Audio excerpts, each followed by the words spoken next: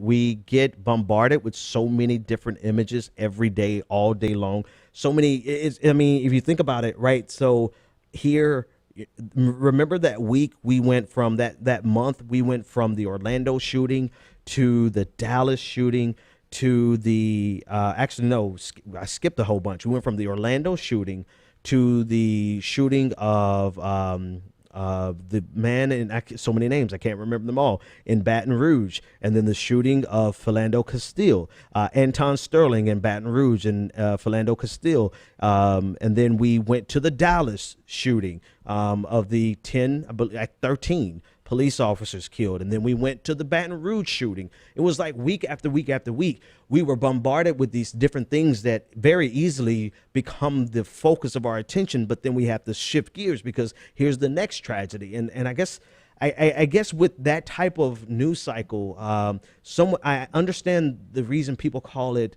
tragedy porn, because it becomes compelling and it's something that you can't turn away from.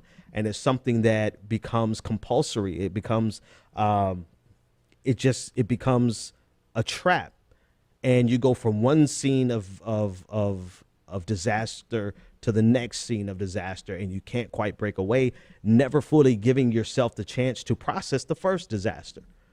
So I guess it's understandable for us to quickly change the channel, because in the back of our mind, we know the next tragedy is just right around the bend. And if we ever consider the global scale of tragedy, I don't know that we could process that.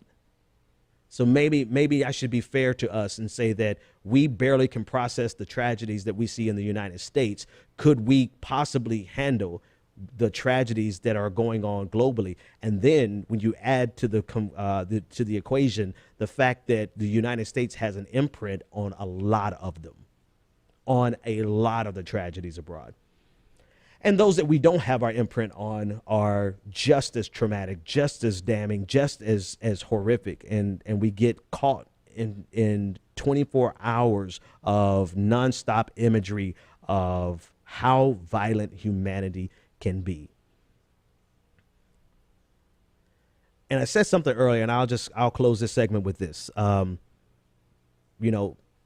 humanity, we could be something so beautiful, but we so often choose to be a scourge.